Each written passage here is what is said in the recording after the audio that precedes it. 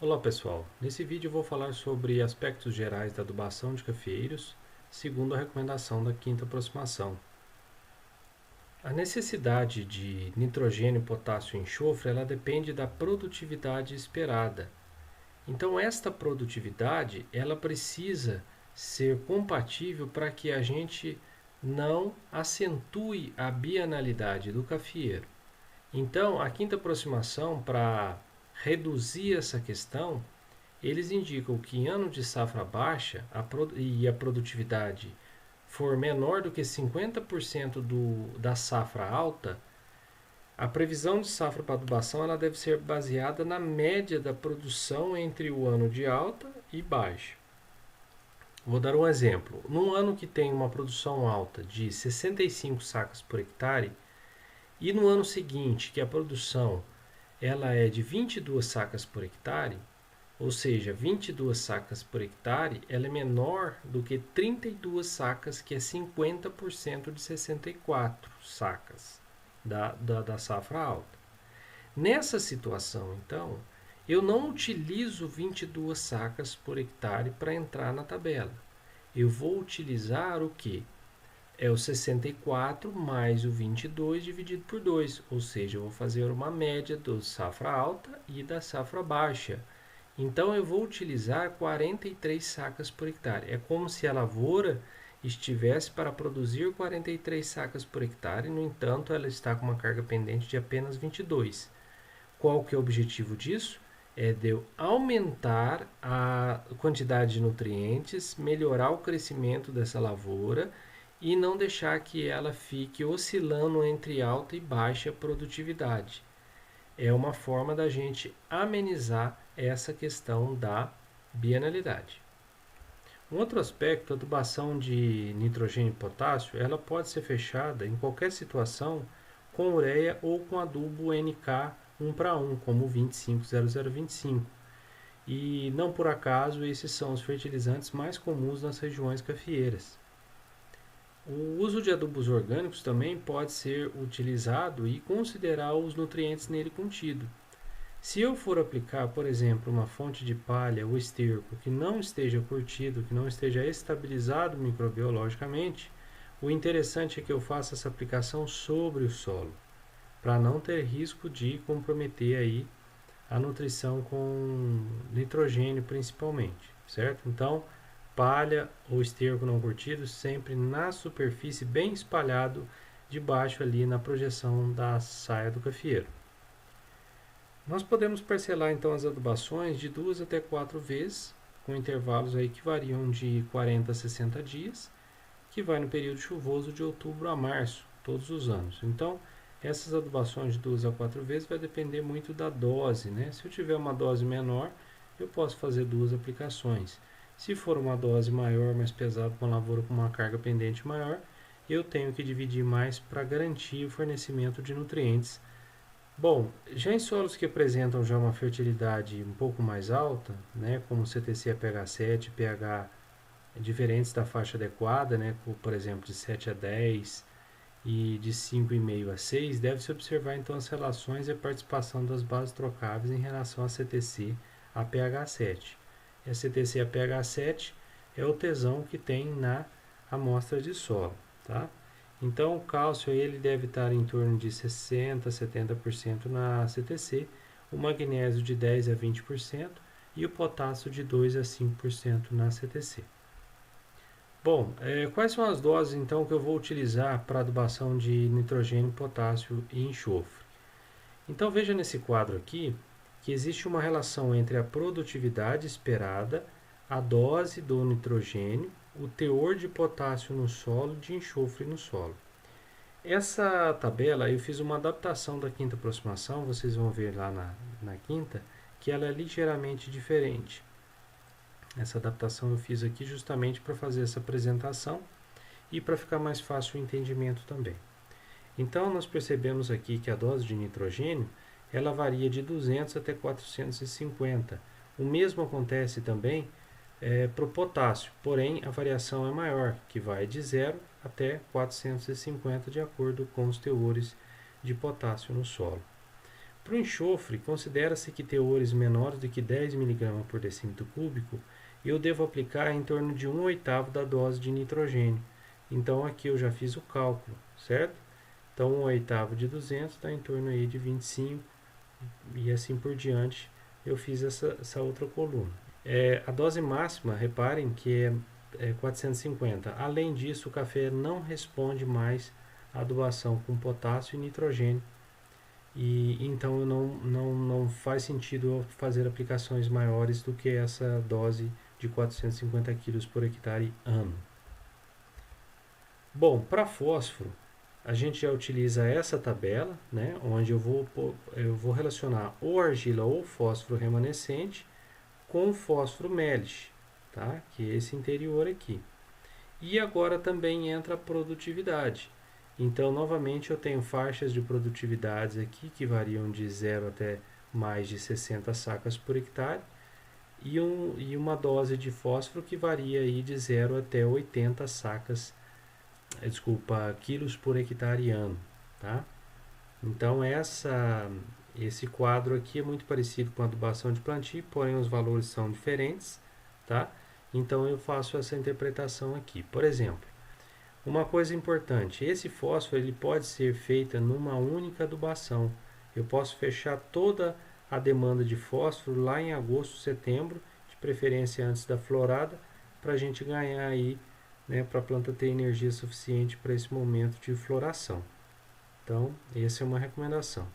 Fontes solúveis de fósforo possuem respostas mais rápidas, porém tem um menor período de atuação, em função da sua alta solubilidade ele pode ser fixado, tá? E cafieiros irrigados e lavouras novas, de acordo com as pesquisas que a gente observa, respondem a doses mais altas de fósforo, porém ainda existe uma certa carência aí de estudos sobre a viabilidade econômica. Alguns estudos que nós fizemos aqui, inclusive no campus Muzambinho, mostra respostas positivas em lavouras de sequeiro, porém em lavouras novas. Então, doses até de 180 kg por hectare ano, com respostas econômicas muito boas, tá? Então, é uma coisa que a gente pode lançar a mão e provavelmente seja uma futura alteração nessas doses de fósforo que a gente recomenda hoje.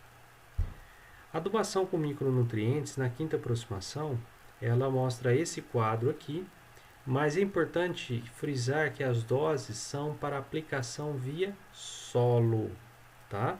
Não use essas doses para aplicação foliar, porque são doses mais altas, certo? Então, para boro, nós temos o uso de 2 extratores, o melich ou água quente. A água quente é o mais comum, certo? E as doses variam aqui de 3, né? De 0 a 3 kg por hectare de boro, sendo que o teor alto é considerado 0,6 mg por decímetro cúbico de boro em água quente. O cobre não é tanto problema, dificilmente uma área a gente encontra aí com teores baixos de cobre, mas tem aqui também os valores de referência para essas doses desse nutriente. O manganês também é muito difícil a gente encontrar teores baixos, mas aqui tem as doses de referência. E zinco, né? Então o zinco, quando os solos são de textura abaixo de 35% de argila, eu posso e devo fazer zinco via solo. Posso fazer zinco via solo também em condições de solos argilosos, mas eu sei que a eficiência é muito baixa. Então, eu vou preferir utilizar essas doses em anos de safra alta ou anos que eu tenha um preço do café mais alto e eu consiga investir para fazer um banco de zinco no solo. Caso contrário, em solos argilosos eu faço a suplementação via foliar com 2 aplicações ou mais de zinco na folha, certo? Então, como recomendação, o boro ele deve ser preferencialmente aplicado via solo, tá? Então, se estiver acima de 0,3, eu posso complementar via foliar. Veja a palavra, complementar. Então, eu faço a aplicação via solo, se eu tenho um histórico já na lavoura de deficiência de boro, eu posso fazer a complementação via folha, ok?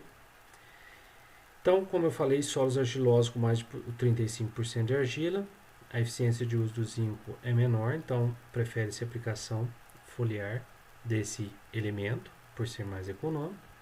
O cobre ele deve ser fornecido o suficiente para as plantas através de uso de defensivos como oxicloreto de cobre, hidróxido de cobre, óxido cuproso, que são defensivos, mas possuem esse cobre também que serve como parte nutricional. Tá? A deficiência de manganês já é muito rara e ela só vai acontecer normalmente quando existe supercalagem, o excesso de calcário que vai alcalinizar o solo e nessa situação o manganês se torna deficiente. Bom, qual a recomendação de adubação foliar para os micronutrientes especificamente para café? Então, quando o zinco estiver menos de 6 mg por decímetro cúbico e solos argilosos com mais de 35% de argila, eu prefiro fazer a aplicação foliar 1 a 2 aplicações. Pelo menos, né? Eu costumo sempre posicionar 2 aplicações foliares. O boro no solo entre 0,4 e 0,6 mg por decímetro cúbico, eu vou fazer preferencialmente via solo e eu posso fazer alternativamente complementarmente via foliar também, tá? Cobre, então, eu vou fazer somente quando tiver menos de 1,5 ou então como preventivo de doenças foliares, por exemplo, usando cobre para fazer uma cauda bordaleza que tem o potencial aí de ser um fungistático. Ele não mata, porém ele atrasa a evolução da ferrugem, por exemplo, que é uma doença endêmica e muito comum no cafeiro. O manganês, então, eu vou utilizar foliar se os teores no solo tiverem menor do que 15 mg por decímetro cúbico. Quais as doses que eu devo utilizar para fazer essa suplementação? Tá? A quinta aproximação ali tem uma faixa de valores, as faixas que eu coloquei aqui são as faixas mais altas de valores. Então, o sulfato de zinco, eu sempre, se for tiver essa primeira situação aqui, eu vou utilizar o sulfato de zinco heptahidratado. Repare que quanto mais hidratado é o fertilizante, mais solúvel ele é, então melhor ele é para aplicação foliar, evita entupimento de bicos, além de ser um produto muito solúvel e vai ser mais absorvido pelas plantas. A dose eu vou usar de 5 gramas por litro, se for uma bomba costal de 20 litros eu coloco 100 gramas. Se for uma de 400 litros, por exemplo, o Arbus 400, eu vou colocar 2 kg desse fertilizante. O ácido bórico é um outro fertilizante que pode ser utilizado na mesma dose também, 2 kg para 400 litros d'água, complementarmente, porque boro é melhor que seja via solo, tá? Sulfato de manganês, é essa dose também. Sulfato de cobre pentahidratado, sempre usando mais hidratado aqui. Tem o monohidratado, mas ele não é tão solúvel, então prefiro pentahidratado. 7 gramas por litro, 2,8 quilos por 400 litros ou 140 numa bomba costal. Essa calda de pintura aqui, o objetivo disso aqui é fazer uma calda bordaleza, tá? Então, sulfato de cobre mais calda de pintura, eu faço uma calda bordaleza. Então, eu coloco os dois na mesma proporção, tá vendo? Calda de pintura. Por que calda de pintura? Porque ela é mais fina, ela é mais pura, ela não tem tanta impurezas, pedriscos, coisas que podem comprometer e entupir bico, tá? O cloreto de potássio também é importante, principalmente em função do cloro, que aumenta a absorção de zinco, de manganês, de cobre. É obrigatório quando utilizar o ácido bórico junto com o sulfato de zinco, eu tenho que colocar o cloreto de potássio branco, tá? A dose vai ser a mesma dose do sulfato de zinco, certo? 100 gramas por 20 litros ou então 2 kg para 400 litros d'água. E uma coisa muito importante é a gente colocar um espalhante adesivo, que ele tem ação surfactante, que quebra a tensão da gota, e também uma ação umectante, se for o caso, para reduzir a evaporação da gota quando ela for aplicada. Eu não preciso utilizar todos esses fertilizantes, todos esses nutrientes, Eu só vou utilizar aqueles que são necessários, então, para a minha nutrição da lavoura. E como eu falei, o sulfato de cobre e o cal formam uma cauda bordaleza e ela tem um efeito protetor. Mesmo que o cobre esteja em teores adequados, é importante eu utilizar esse sulfato de cobre e cal, porque é uma chance que eu tenho aí de fazer uma nutrição é, aliada a um controle de doença, tá? Então eu vou programar aí de 2 a 3 aplicações, normalmente 2 aplicações, a terceira fica em função de análise de ocorrência de sintomas ou mesmo da análise foliar, certo? Então, e o zinco aí, o cloreto de potássio, como eu falei, sempre utilizar quando eu estiver associando ele com ácido bórico no mesmo tanque, para evitar a inibição não competitiva que existe do ácido bórico com o zinco, tá certo? É isso aí então, gente. Até mais.